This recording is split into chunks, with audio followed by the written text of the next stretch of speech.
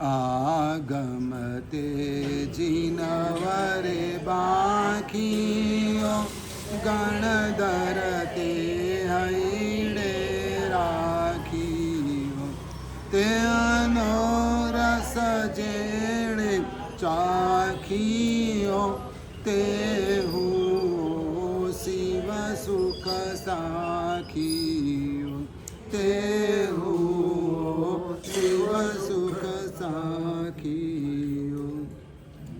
વર્તમાનમાં પ્રચલિત એવો અમારો સાધુજી ભગવંતોનો આચાર છે જે પૂર્વ પરંપરાથી ચાલ્યો આવે છે. ચાતુર્માસ કલ્પ કરવો એટલે એક જગ્યાએ ચાતુર્માસ કરવું. પરંતુ સાધુજી ભગવંતો એ પૂર્વાચાર્યો દીર્ઘદ્રષ્ટા હતા કે ચાતુર્માસ પધારનાર રહેનાર ગુરુ ભગવંત બોજરૂપ ન બને. કોકને મનમાં એમ ન થાય કે આપણે ક્યાં અહીં પધાર્યા છે ગુરુ ભગવંત. એટલે ગુરુ ભગવંતોને માટે એવો આચાર ફિક્સ થયો કે ચાતુર્માસમાં કોઈ પણ વસ્તુ ખપે નહીં. જે પણ ખપ હોય તે પહેલાં વરી લે. આનંદગંજી મહારાજ મેળતામાં ચોમાસું હતા. તે કાળમાં પણ આવી જ પરંપરા. પણ રાજસ્થાનમાં ચોમાસું કોઈ એક વ્યક્તિ પણ કરાવે આખા સંઘમાં. ગુરુ ભગવંત સંઘમાં જ બિરાજમાન હોય, સંઘના ઉપાશ્રયમાં બિરાજમાન હોય, પણ આખું ચાતુર્માસ કરાવવાનો લાભ કોઈ એક વ્યક્તિ પણ લે. બરાબર. અને એ વ્યક્તિ પણ આરાધક હોય, ધર્મ આરાધના કરે, જીર્ણવાણીનું શ્રવણ કરે, અને ચોમાસામાં રોજ વ્યાખ્યાન પણ થાય. આનંદગંજી મહારાજ રોજ સમયસર વ્યાખ્યાન આપે. અને પછી પોતાના ધ્યાનમાં પોતાની મસ્તીમાં મસ્ત બની જતા. જે લાભ લેનાર શ્રેષ્ઠી હતા ને એ પણ રોજ વ્યાખ્યાનમાં આવે, પણ સમયસર આવે. પણ આજે મોડું થયું. એટલે એ શ્રેષ્ઠીએ ગુરુ ભગવંતને કહેવડાવ્યું કે જરા મને વાર લાગશે, જરા મારી રાહ જોજો, હું આવું છું. પણ આનંદગંજી મહારાજે એ વાત કંઈ કાને ધરી નહીં. સમયસર વ્યાખ્યાન ચાલુ થઈ ગયું. સમયસર વ્યાખ્યાન પૂરું થયું. સાહેબ સાતામાં, સાહેબ સાતામાં, સાહેબ સાતામાં. વ્યાખ્યાન પછી બધા પૂછે, આવો વ્યવહાર. એ શ્રેષ્ઠી પણ આવ્યા. શ્રેષ્ઠીએ પણ ગુરુ ભગવંતના આનંદગંજી મહારાજના પગ દબાવ્યા. સાહેબ સાતામાં. પણ સાથે એટલું કીધું કે થોડીક રાહતો જોવી હતી, આજે જરા મારે મોડું થઈ ગયું. એ વાત પણ કાને ન ધરી.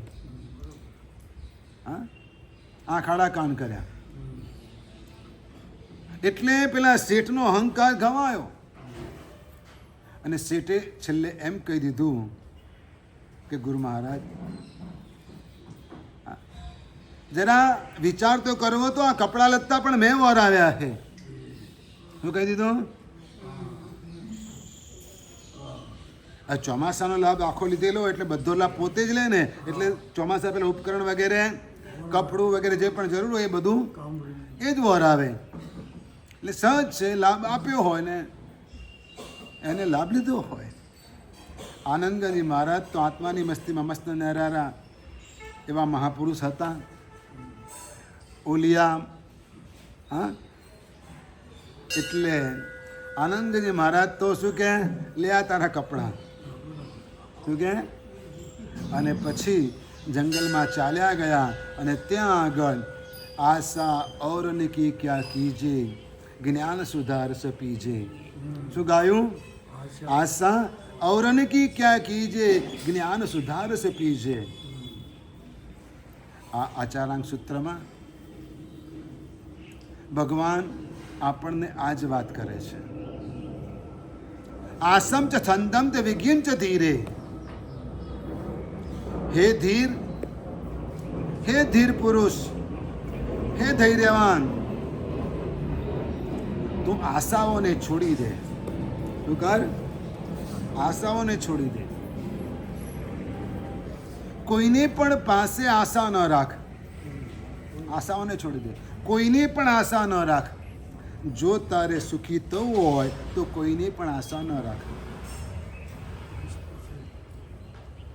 ભગવાને કહ્યું છે હે ધીર, મતલબ આશા કોણ છોડી શકે? ધીરજવાળો હોય તે, ધૈર્યવાન હોય તે જ આશા છોડી શકે અને પોતાની મસ્તીમાં મસ્ત રહી શકે. અધીરિયા ન બનાય, ધીરજવાન બનવું પડે. હે ધીર, તું આશાઓને છોડી દે. આસમ ચ છંદમ ચ વિગમ ચ ધીરે. આપણને પરમાત્મા ધૈર્યવાન કહે છે. ભગવાન આપણી યોગ્યતાને પીછાણે છે. ભગવાન આપણી યોગ્યતાને બહાર લાવવા પ્રયત્ન કરે છે. એ ધીરજ, એ સ્થિરતા, એ ગંભીરતા તારામાં છે. એટલે હે ધીર, હે ધૈર્યવાન, કોઈની પણ આશા ન રાખ. આશા ઔરને કી ક્યાં કી છે. આગળ વધીને ભગવાને એમ પણ કહ્યું, કામ ભોગોની ઈચ્છાઓને પણ છોડી દે. શું કર? સુખી થવું હોય તો કામ ભોગોની ઈચ્છાઓને છોડી દે, આશાને છોડી દે, તો તું સુખી થઈશ. ભર્તૃહરિ રાજા હતા અને છતાં પણ રાજપાટ છોડીને ચાલી નીકળ્યા. રાજપાટ છોડીને ચાલી નીકળ્યા. શું કારણ? એને સંસારની અસારતા સમજાઈ ગઈ. ભોગવિલાસ કેટલા માણસને નીચે ઉતારી મૂકે છે ખબર નથી પડતી. એના માટે માણસ કેટલી નીચ કક્ષાએ પહોંચી જાય છે એ ખ્યાલ નથી રહેતો અને પોતાનું સ્ટેટસ શું છે એ પણ ભૂલી જાય છે. બન્યું હતું એવું કે કોઈક વેશ્યાને એના કોઈક ગ્રાહકે બહુ ખુશ થઈને અમરફળ આપ્યું હતું ભેટમાં. વેશ્યાએ વિચાર કર્યો કે આવું અમરફળ હું ખાઈને અમર થઈને શું કરીશ? એના કરતાં રાજા ઘણો સારો છે, રાજા ઘણો સારો છે, રાજાને હું આ ભેટ આપું. કહું શું થાય?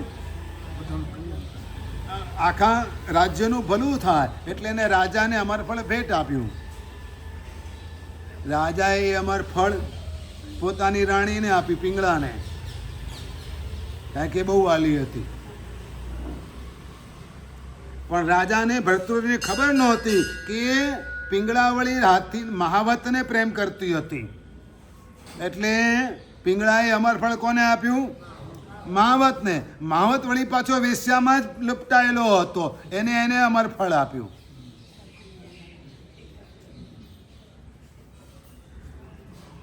ફરીને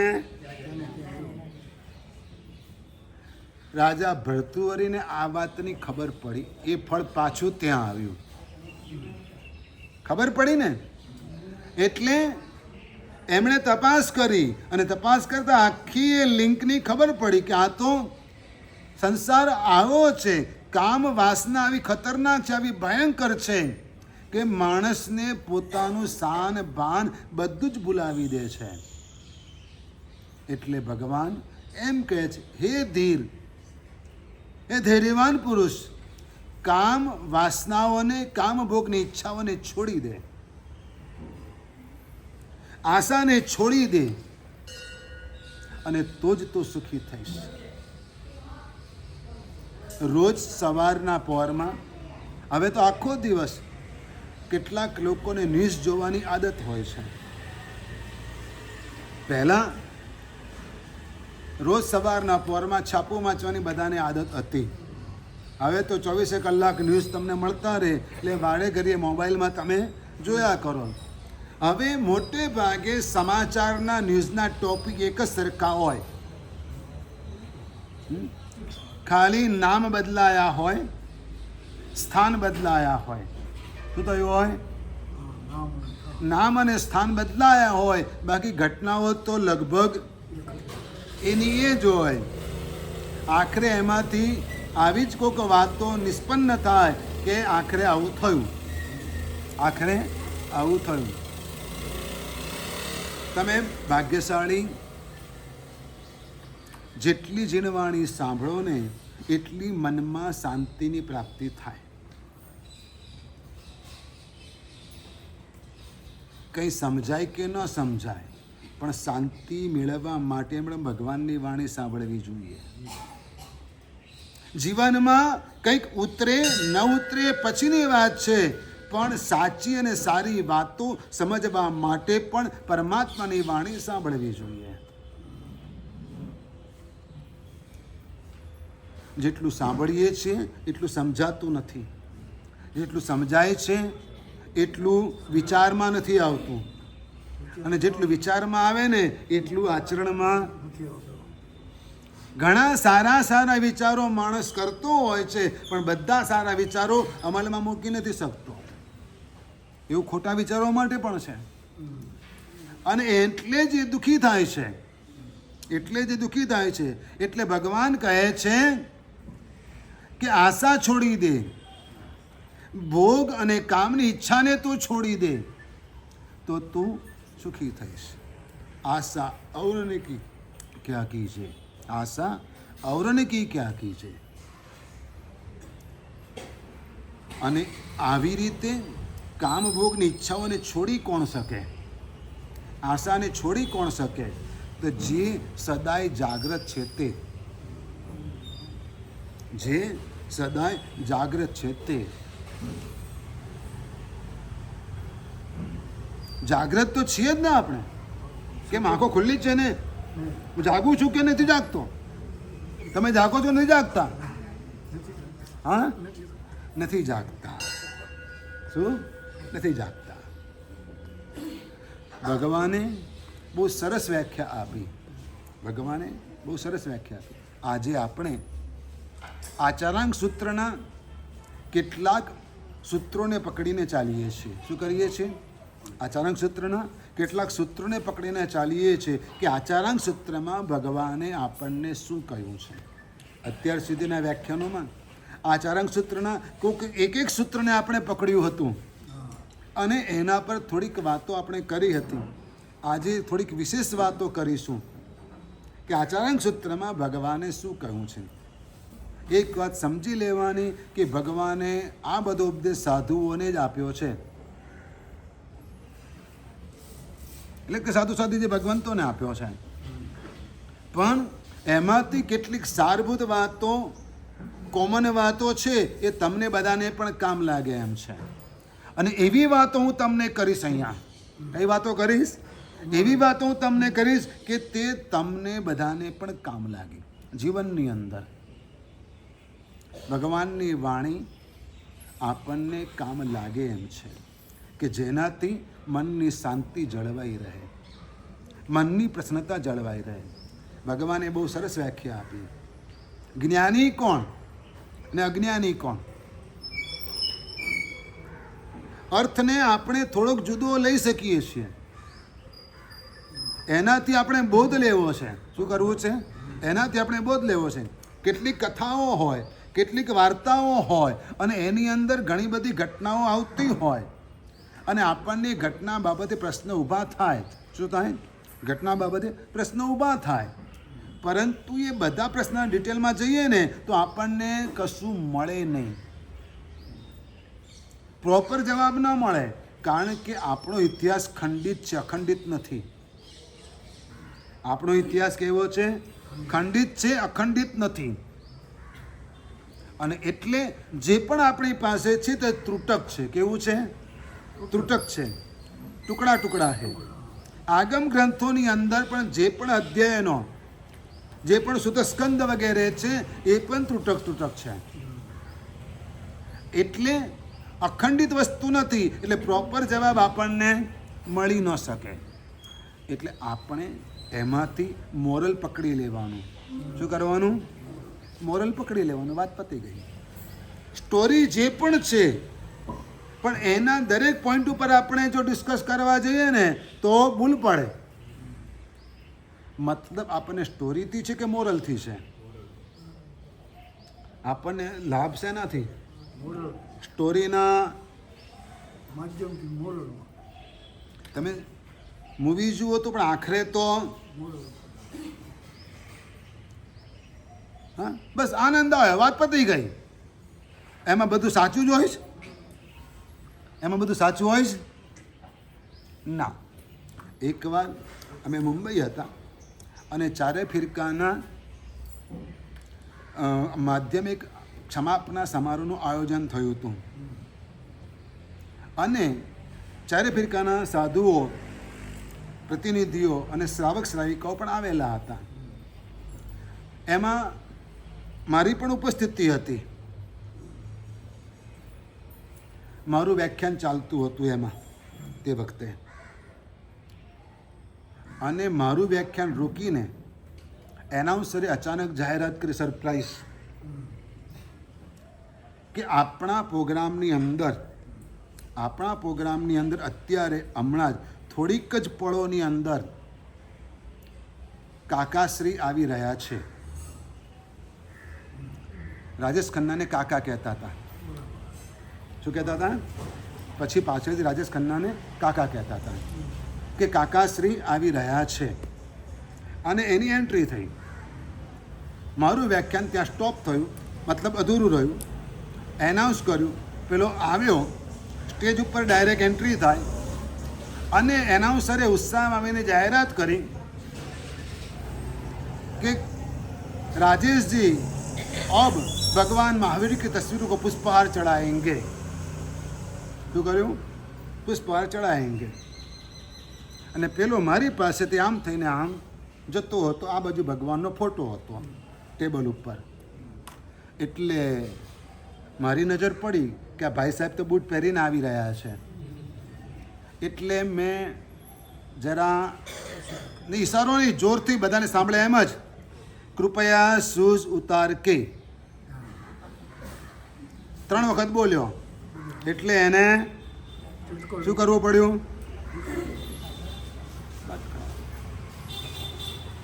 એને પુષ્પહાર કર્યો. એનાઉન્સરો, વ્યવસ્થાપકો ક્યારેક ભાન ભૂલી જતા હોય છે. એને પુષ્પહાર કર્યો ને પછી એનાઉન્સરે જાહેરાત કરી, અબ રાજેશજી 2 શબ્દ કહેંગે. શું જાહેરાત કરી? પબ્લિકે બૂમ પાડી, ગુરુજી કા પ્રવચન ચાલુ है. શું બૂમ પાડી? ગુરુજી કા પ્રવચન ચાલુ है. એટલે પહેલાં એ તો ચૂપચાપ બેસી જવું પડ્યું. મારું વ્યાખ્યાન આગળ ચાલુ થયું. એટલે મેં પબ્લિકને કહ્યું કે તમે આને હીરો માનો છો, એને પૂછી જુઓ કે જે રિયલ લાઈફમાં હોય છે તે રિયલ લાઈફમાં હોય છે, ને જે રિયલ લાઈફમાં હોય છે તે રિયલ લાઈફમાં હોય છે? નથી હોતું. મારા પછી એને પ્રવચનમાં કબૂલ કરવું પડે કે ગુરુજીને બોલાવો, बात सही है कि जो रियल लाइफ में होता है वो रियल लाइफ में नहीं होता, और जो रियल लाइफ में होता है वो रियल लाइफ में नहीं होता है. એટલે વાર્તાઓમાંથી માત્ર શું પકડવાનું હોય? મોરલ પકડવાનું હોય. એ કહેવા શું માગે છે, મેસેજ શું આપે છે, એ જોઈને વાત આગળ વધારવાની.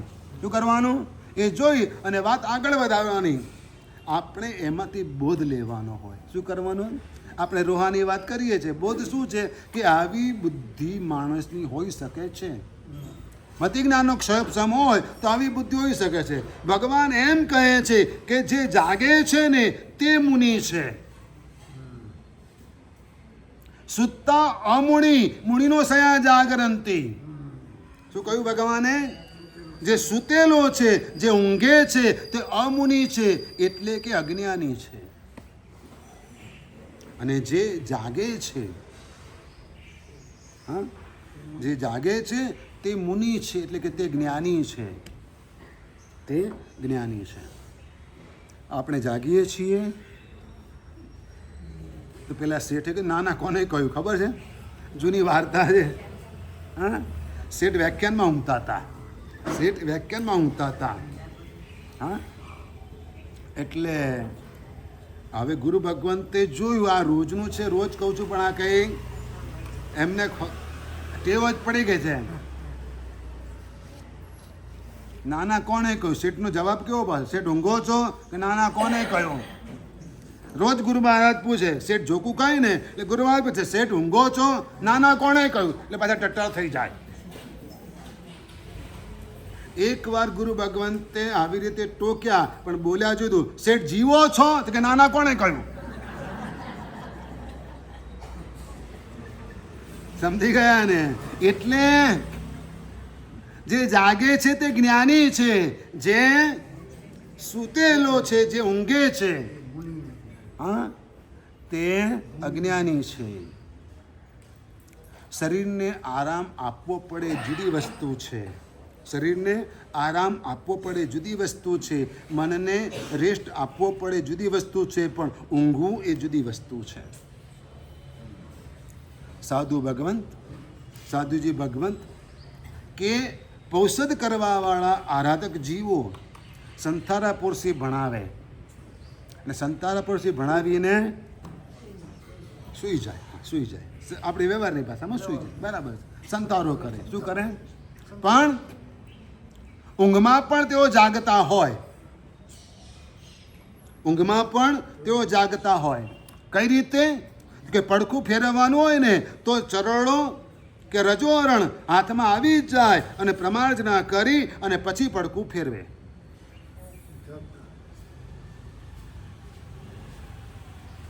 સુત્તા અમુણી મુણીનો સયા જાગરંતી. આ અર્થ આવો થાય છે. શું અર્થ નીકળે છે? ભગવાનની પૂજા કરતા કરતા પણ કેટલાક લોકો ઊંઘતા હોય છે. અને એટલે કોકને કોણી વાગી જાય છે, કોકના પાટાને ઠોકર વાગી જાય છે, કોકની વાટકીનું કેસર ઢોળાઈ જાય છે. થાય છે કે નથી થતું? અભિષેક કરતા કરતા કળશ ભગવાનને ટીચાઈ જાય છે. તમે કળશથી અભિષેક કરો છો કે લોટાથી કરો છો? હે? કળશ કઈ રીતે પકડાય અને લોટો કઈ રીતે પકડાય?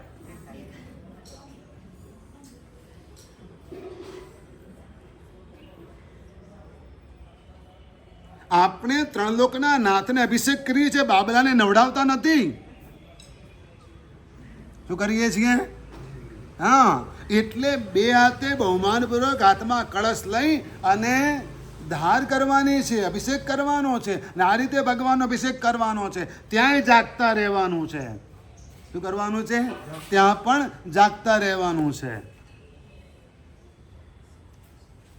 હજુ તો ચૈતવંદન પૂરું ના થયું હોય, સામે સાથીઓ કરેલો હોય પાટલા ઉપર, અને કોકને જ પાટલો જોઈતો હોય તો તમારો સાથીઓ આમ કરીને હટાવી દે અને પોતે સાથીઓ કરવા માંડે. ભાગ્યશાળી ના. આવો અવિવેક છે ને એ ઊંઘતો જ માણસ કરે. શું કરે? અને હજુ એક આગળની વાત કહું કે તમને અષ્ટપ્રકારી પૂજા કરવાની ભાવના છે, બરાબર છે, અને અહીંયા આગળ અભિષેક થઈ ગયા છે, તો શું કરવાનું? ભગવાનને પાછા પાટલા પર લેવાના, ફરી પાછા ભગવાનને નવડાવવાના. 15 વાર. કેટલી વાર? નિમોનિયા થઈ જશે ભગવાન. જરા તો સમજો. તમારા બાબલાને 15 વાર નવડાવો ને દિવસમાં, ખબર પડે? વિવેક. અહીંયા આગળ જે જાગતો માણસ છે ને એનામાં વિવેક હોય. પ્રદ્યુમ્ન શ્રી મહારાજે પાઠશાળા બુકમાં કહ્યું છે કે જેને પણ ભગવાનની અષ્ટપ્રકારની પૂજા કરવી છે, દેરાસરમાં અભિષેક બધા પ્રતિમાને થઈ જ ગયા છે, તો હવે એ મોડો આવ્યો છે તો એને શું કરવાનું? કે કળશ ભરવાનો જળથી. શું કરવાનું? જળથી કળશ ભરવાનો, જળ પૂજાનો દુઓ બોલવાનો અને પછી આ રીતે કળશ ધરી અને પાટલા પર મૂકી દેવાનો. જળ પૂજા થઈ ગઈ.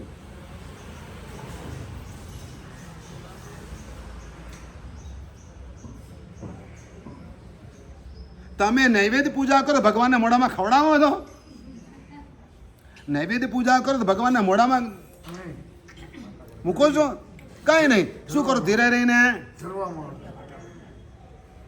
હં. આ વિવેક છે. શું છે?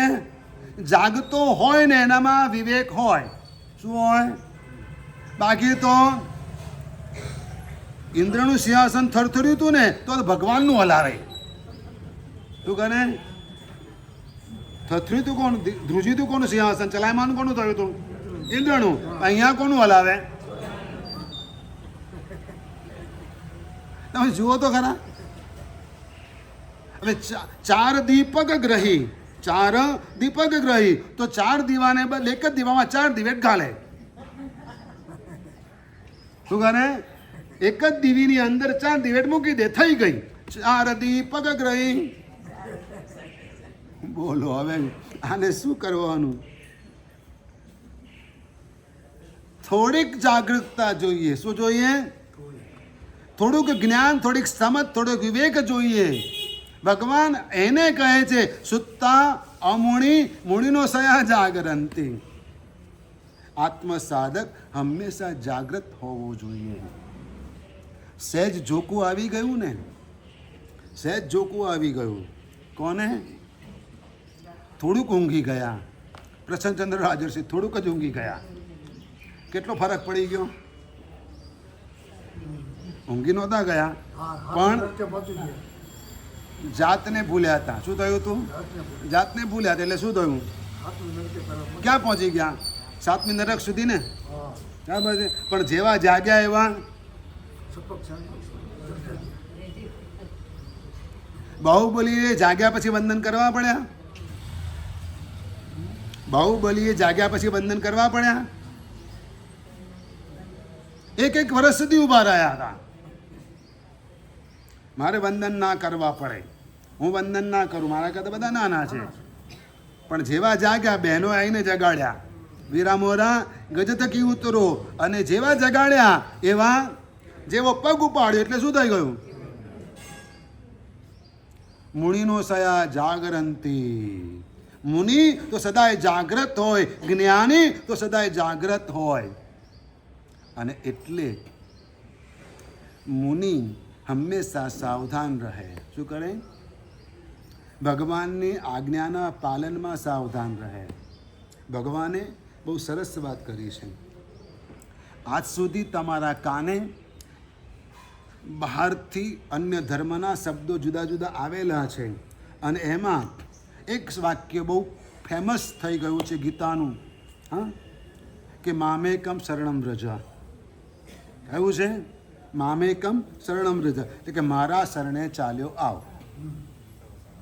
આ ગીતાની અંદર છેલ્લે કૃષ્ણએ અર્જુનને આ વાત કરી.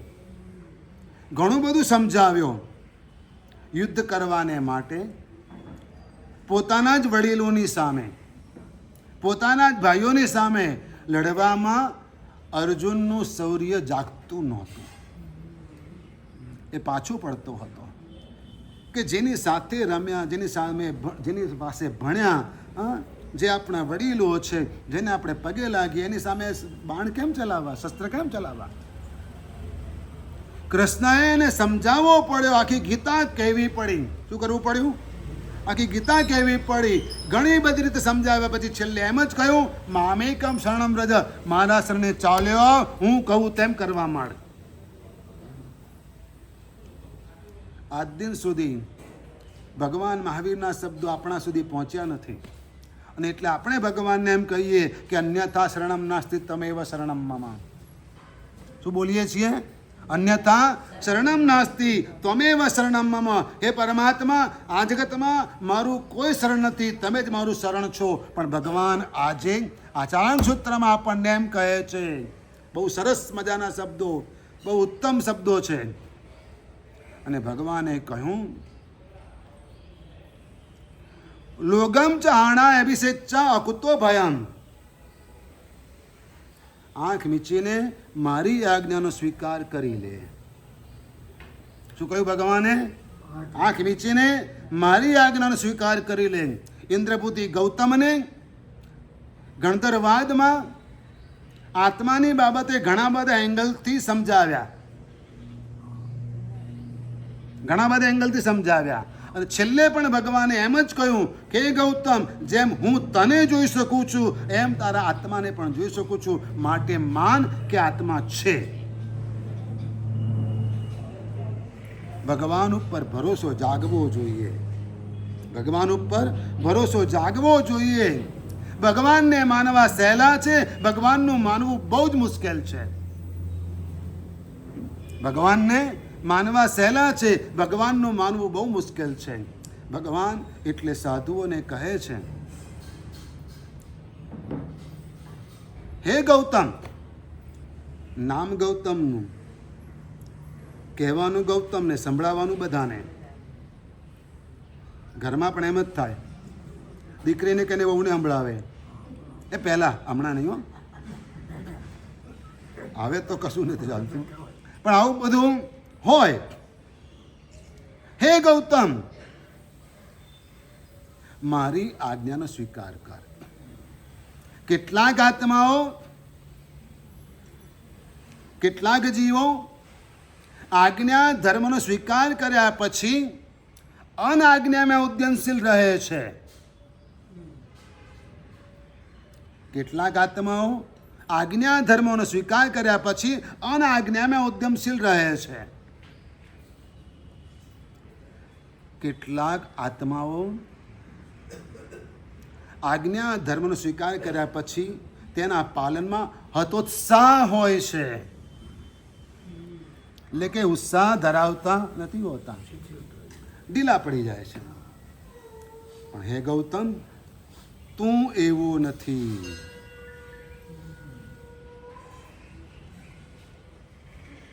માં દીકરાને કહેતી હોય ને એવી રીતે ભગવાને કહ્યું. ઘરમાં જોઈન્ટ ફેમિલીમાં તમે રહેતા હો, હા, અને કાકા બાપાના દીકરાઓ દીકરીઓ સંતાન બધા સાથે રહેતા હોય, અને એમાં ક્યારેક ક્યારેક હા ટસલ થાય, તો માં પોતાના દીકરાને શાંતિથી ખૂણામાં બેસીને શું કહે? શું કહે? બધાની સામે કંઈ પણ કહે, પરંતુ ખૂણામાં બેસાડીને શું કહે? કે તું એવો નથી. શું કહે? હા, ભગવાને આવી વાત કરી છે આપણા માટે કે તું એવો નથી. બધા એવું કરે છે, પેલા એવું કરે છે, આમ ચાલે છે, તું એવો નથી. વાત પતી ગઈ. ભગવાનને તારા પર આટલો ભરોસો છે, આટલો વિશ્વાસ છે, તને ભગવાન પર ભરોસો છે? બધા ખોટું કરે છે, સાહેબ, આમ જ ધંધો થાય. ના, એવું નથી. આજે પણ 35 વર્ષની ઉંમરે બધો ધંધો સમેટી અને રોજ દર વખતે 35 લાખનો ટેક્સ ભરવા વાળા પણ છે, અને એ રીતે પણ ધંધો કરવા વાળા છે. આજે પણ કરોડોના પેમેન્ટ ચેકમાં આપવા વાળા છે, ડોનેશન પણ ચેકમાં આપવા વાળા છે. કારણ કે એને ભગવાને કહ્યું છે કે તું એવો નથી. બહુ કઠિન છે, બહુ મુશ્કેલ છે, બહુ અઘરી વાતો છે, પણ આ વાત આપણે સાંભળવી પડશે ભગવાનની. ભગવાન આપણને કહે છે, બધાને નથી કહેતા. ભગવાન તમને કહે છે, ભગવાન મને કહે છે કે તું એવો નથી. અને એટલે ભલભલો આત્મા ભગવાનની વાત સાંભળીને શું થાય? એમના ચરણોમાં સમર્પિત થઈ જાય. પ્રભુએ મારા પર આટલો બધો ભરોસો મૂક્યો, મને એમ કહ્યું કે તું એવો નથી. નો આર્ગ્યુમેન્ટ. હવે આર્ગ્યુમેન્ટ કરવાનો ક્યાં રહ્યો? ત્યાં પેલા મારા તો આમ કરે છે, પેલા મુનિ ભગવાન તો આમ કરે છે, પેલા તો આમ કરે છે, પેલા તો આવું કરે છે, તો આમ નથી કરતા, તો તેમ નથી કરતા. નો કમ્પ્લેન. તારે એનાથી શું લેવા દેવા? તો તારા આત્માનું જો, તું એવો નથી. વાત પતી ગઈ. ભગવાને આવી વાતો આ આચારાંગ સૂત્રમાં કરી છે. શું કરી છે? અને કહ્યું કે જો તારે આ સંસારથી ડરવું ન હોય, કોઈનાથી ડરવું ન હોય, તો મારી આજ્ઞા સ્વીકારી લે.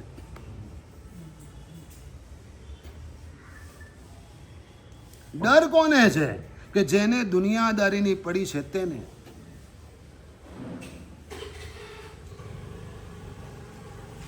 જેને આજ્ઞાધોરણનું પાલન નથી કરવું, ઉલ્લંઘન કરવું છે, તેને ડર છે. જેને આજ્ઞાધોરણનું પાલન કર્યું છે ને તેનો કોનો ડર છે?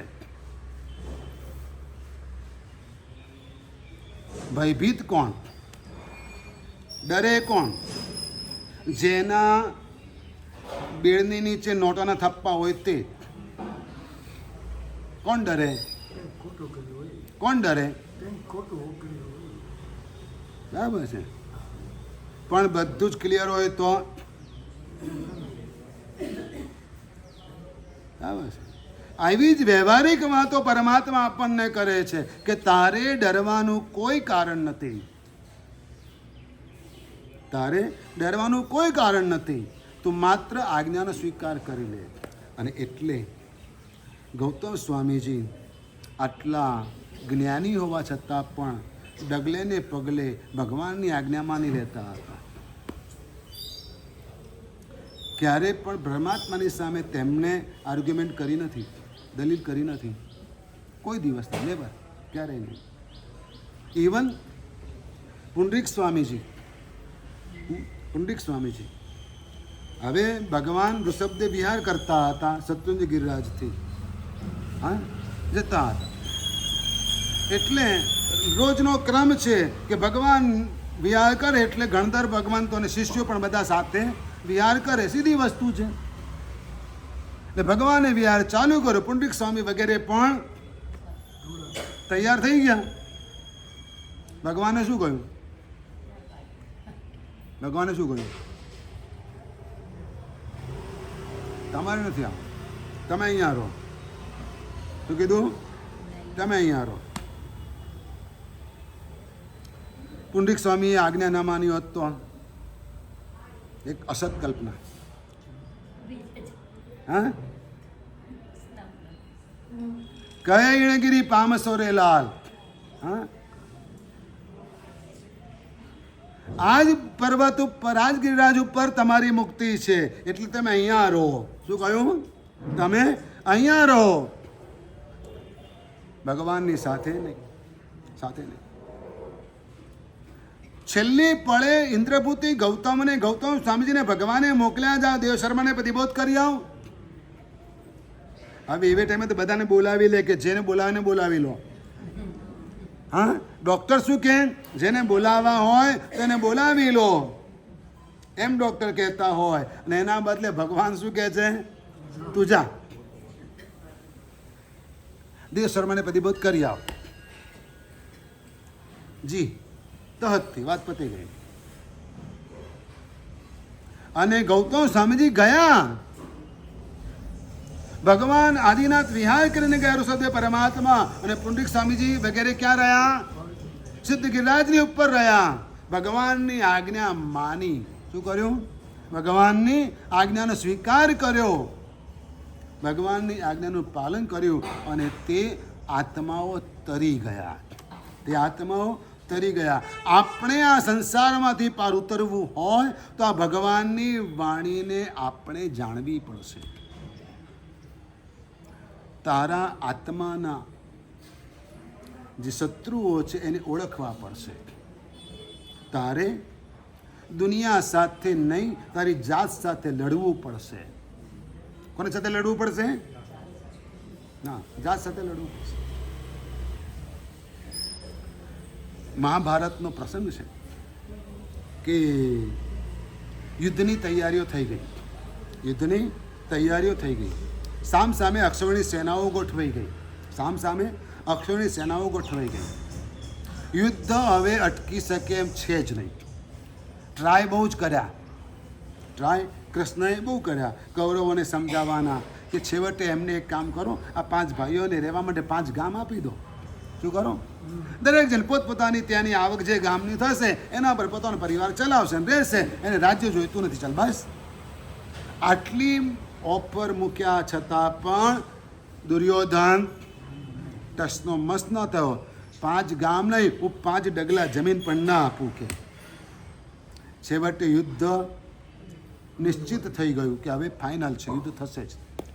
અક્ષૌહિણી સેનાઓ ગોઠવાઈ ગઈ અને તે વખતે અર્જુનના રથના સારથી કૃષ્ણ બનેલા છે.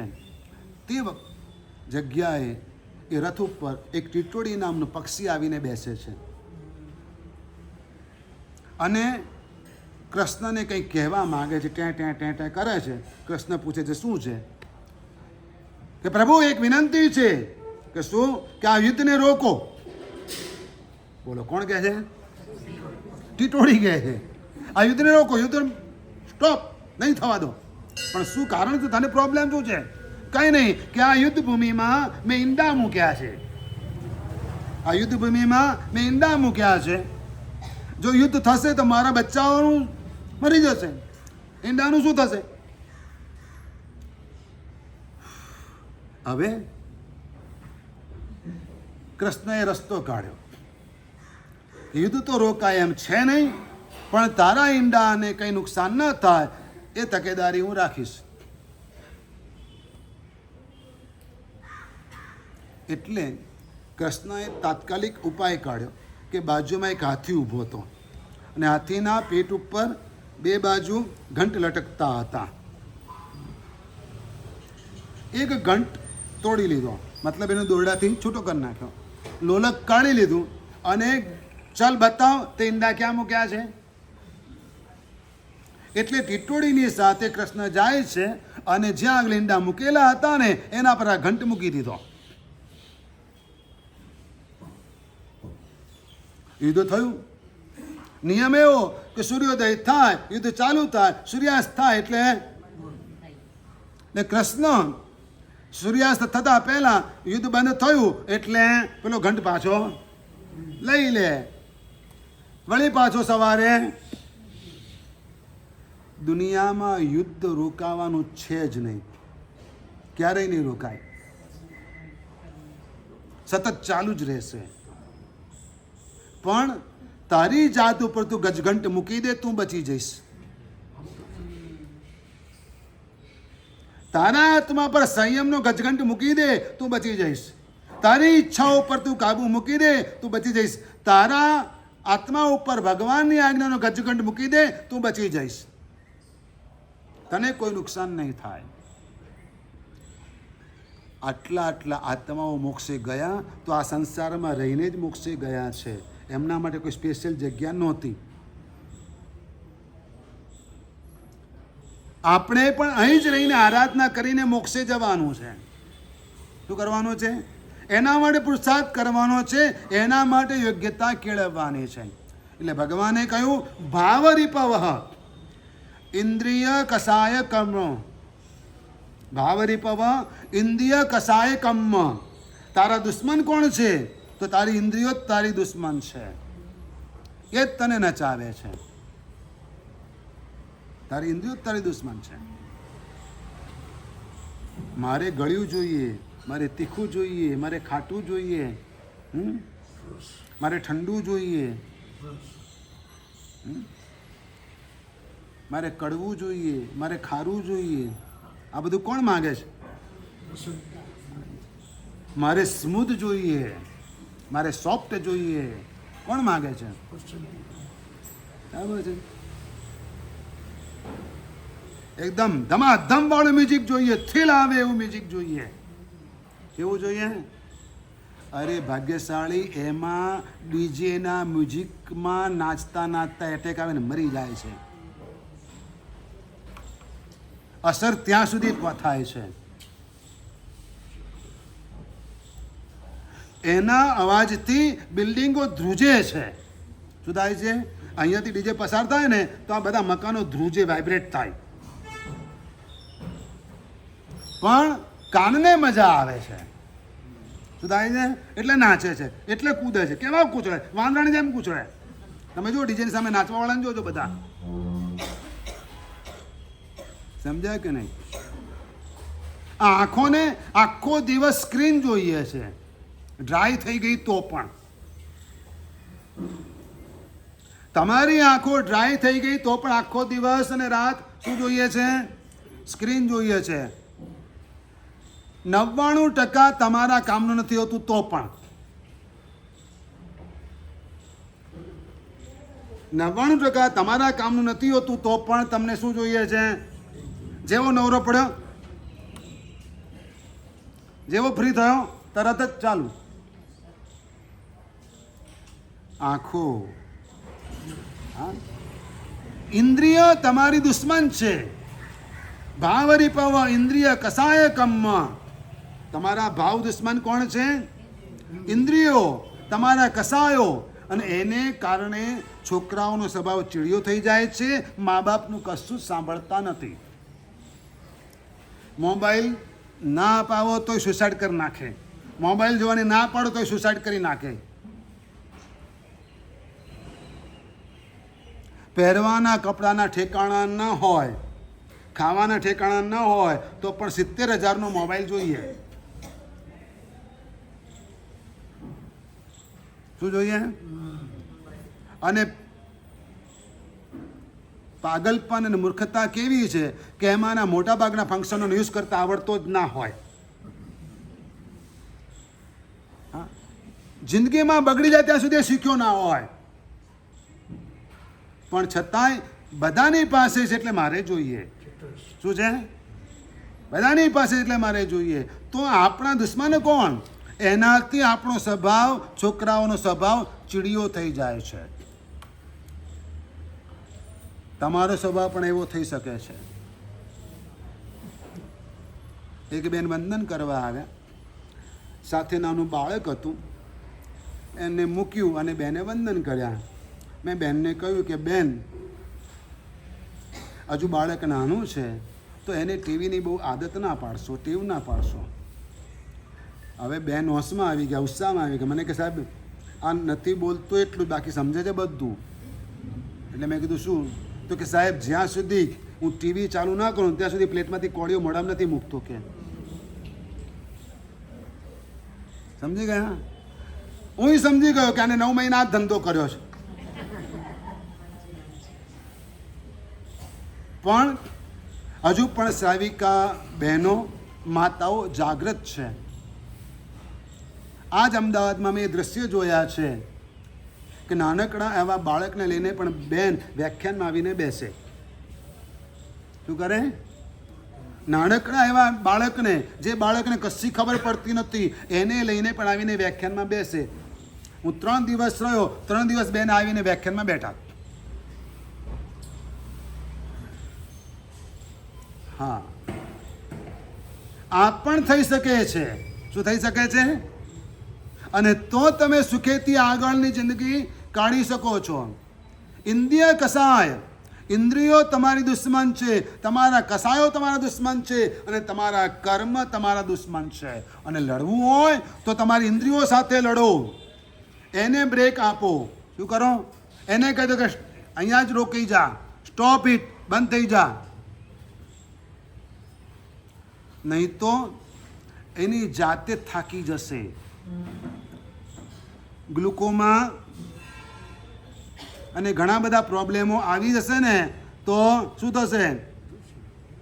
60% દેખાશે, 70% દેખાશે, પછી 30% દેખાશે. નસો બધી સુકાઈ જશે. વધારે પડતો યુઝ કરશો તો શું થશે? કોઈ પણ આઈટમ હોય, સમજી લો ગાડી હોય ફોર એક્ઝામ્પલ, કે કોઈ પણ સાધન હોય તો એનો ઉપયોગ વધારે કરો તો શું થાય? આખરે તો એ જલ્દી ડેમેજ થાય કે ના થાય? તો બસ એવું આંખોનું છે, એવું આ શરીરનું છે. એટલે સાવધાની રાખજો. કસાયો પણ આપણા દુશ્મન, કર્મ પણ આપણા દુશ્મન. એટલે આપણે એમની સામે ઝઝૂમવાનું છે. શું કરવાનું છે? એની સામે ઝઝૂમવાનું છે. અને તો આપણે બચી શકીએ તેમ છીએ. તો આપણે બચી શકીશું. એટલે ભગવાનની આજ્ઞાનો આપણે આ રીતે સ્વીકાર કરવો પડશે. ભગવાને 12 પ્રસંગની વચ્ચે આ બધી વાતો કરી છે. હવે એક વાત, પ્રભુ સમોસર્યા હતા અને ગૌતમ સ્વામીજી છઠના પારણે વોરવાને માટે ગયા હતા.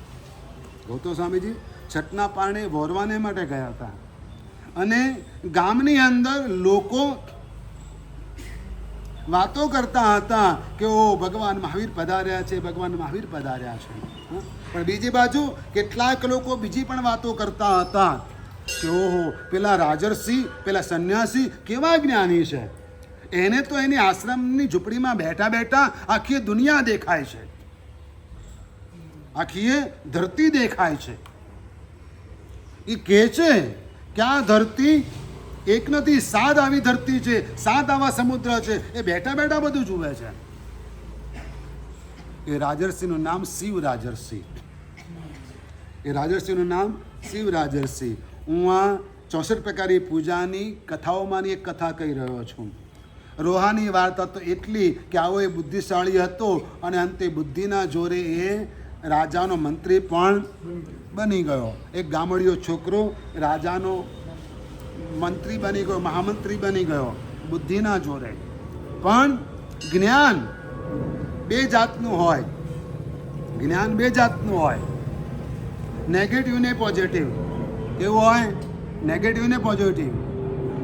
મતલબ શિવરાજર્ષિને તપના કારણે, એ તો તપ ઘણું કરતા હતા, સંન્યાસી હતા, એમની સમજ પ્રમાણે તપ કરતા હતા. અને કેવું કરતા ખબર છે કે અગ્નિ પેટાવતા હવનકુંડની અંદર અને રોજ જુદી જુદી દિશાની અંદર તેઓ પાણીથી દિશાઓનું પૂજન કરતા, અર્ઘ્ય ધરતા. અને જે દિશામાં જે દિવસે પૂજન કરે એ દિશાના વૃક્ષો પરથી કોઈ ફળ લાવવાના નહીં, કોઈ પાંદડા લાવવાના નહીં, બાકીની દિશાઓમાંથી લાવવાનું. આવા બધા જુદા જુદા નિયમો તેઓ પાળતા અને અગ્નિની સામે ધ્યાનમાં ઊભા રહેતા. સમજાય છે? અગ્નિની સામે ધ્યાનમાં ઊભા રહેતા, વળી 2 હાથ ઊંચા કરીને સૂર્યની સામે જોતા અને તપ કરતા. આવું તપ કરતા કરતા એ શિવરાજર્ષિને વિભંગ જ્ઞાન પેદા થયું હતું. કયું જ્ઞાન? વિભંગ જ્ઞાન પેદા થયું હતું. જો મિથ્યાત્વ હોય ઉદયમાં અને જ્ઞાન થાય તો એને વિભંગ જ્ઞાન કહેવામાં આવે. સમ્યક્ત્વ હોય ઉદયમાં તો એને અવધિ જ્ઞાન કહેવામાં આવે. આમને સમ્યક્ત્વ નહોતું એટલે વિભંગ જ્ઞાન હતું. એક જ જગ્યાએ બેઠા બેઠા 7 સમુદ્ર જોઈ શકતા, 7 ધરતી જોઈ શકતા હતા. એટલે એમણે લોકોમાં એવું કહેવા માંડ્યું કે મને તો આખી દુનિયાનું જ્ઞાન થઈ ગયું, આખી સૃષ્ટિનું જ્ઞાન થઈ ગયું અને બધું મને દેખાય છે અહીં બેઠા બેઠા. ગામમાં ચર્ચા ચાલી, લોકોના મોડે વાત ગૌતમ સ્વામી સુધી પહોંચી. ગોચરી ગયા હતા ને, સાહેબ તમને ખબર પડી પેલા શિવરાજર્ષિ છે ને એમને તો આટલું બધું જ્ઞાન થઈ ગયું છે. ગૌતમ સ્વામી પણ વિચાર કરે. હા, ગૌતમ સ્વામી પણ વિચાર કરે કે હો આ હું શું સાંભળું છું? ભગવાને તો કંઈક જુદી જ વાત કરી છે, ભગવાનની પ્રવૃત્તિ કંઈક જુદી છે અને શિવરાજર્ષિ આ વાતો કરે છે. ગૌતમ સ્વામીએ ત્યાં આગળ કોઈ પ્રતિકાર ન કર્યો. ગૌતમ સ્વામીએ ત્યાં આગળ કોઈ પ્રતિકાર ન કર્યો. ગૌતમ સ્વામી ભગવાનની પાસે ગયા ને ભગવાનને પૂછ્યું કે પ્રભુ આમાં સાચું શું? શું શિવરાજર્ષિ જે પ્રવૃત્તિ કરે છે તે વાત સાચી છે? કારણ કે સભામાં બેઠેલા, પરસદામાં બેઠેલા બધાને આ વાતની ખબર છે કે શિવરાજર્ષિ આવા જ્ઞાની છે, બધાએ સાંભળ્યું છે. બીજી બાજુ ભગવાને પણ કહ્યું છે કે ધરતી, આ સૃષ્ટિ અસંખ્ય દ્વીપ સમુદ્રોથી બનેલી છે. આ ત્રિચાલો કેવો છે? અસંખ્યાત દ્વીપ સમુદ્રો વાળો છે. અને છેલ્લો સમુદ્ર કયો છે? સ્વયંભૂ રમણ સમુદ્ર છે. આ બધી વાતો ભગવાને કરેલી છે. હવે સાચું શું? એટલે જ્યારે ગૌતમ સ્વામીએ પૂછ્યું ભગવાનને ત્યારે ભગવાને સ્પષ્ટ કહ્યું કે શિવરાજસિંહને જે જ્ઞાન થયું છે એ જુએ છે તે મર્યાદિત જ્ઞાન છે. કેવું છે? મર્યાદિત જ્ઞાન છે. પણ વાસ્તવમાં આ ધરતી અસંખ્યાતા દ્વીપ સમુદ્રોની બનેલી છે. ભગવાને આ વાત કરીને લોકોના મગજમાં આ વાત ઠસી ગઈ. ભગવાને અનેક તર્ક દલીલો સાથે આ વાત સમજાવી. વાત શિવ રાજર્ષિ સુધી પહોંચી. મહારાજ તમે તો આમ કહો છો, પણ ભગવાન મહાવીર તો આમ કહે છે. કારણ કે ભગવાન મહાવીરનો પ્રભાવ જબરજસ્ત હતો. શિવ રાજર્ષિ સરળ આત્મા હતો એટલે એ ભગવાનની પાસે આવ્યો.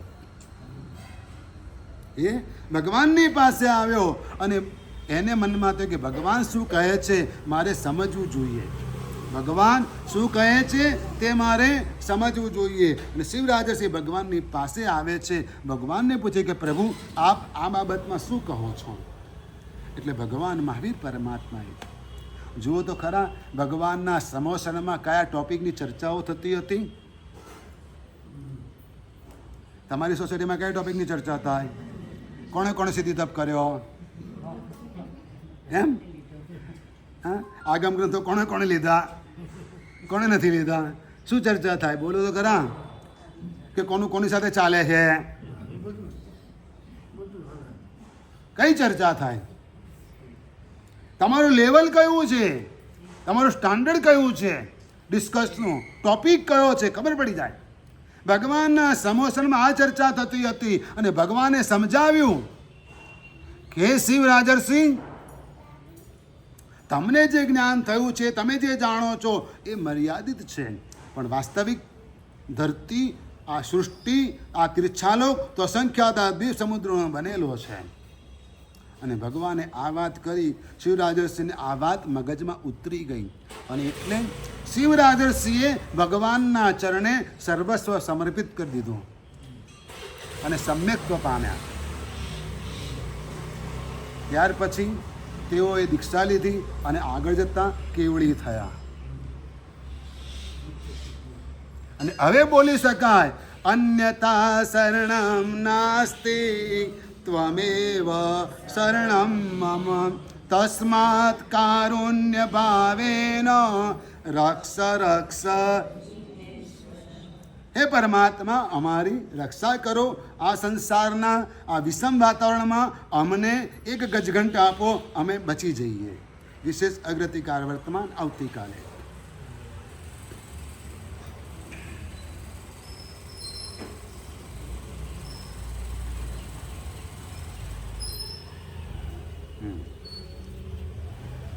બોલો જીનો શાસન દેવ કી જય.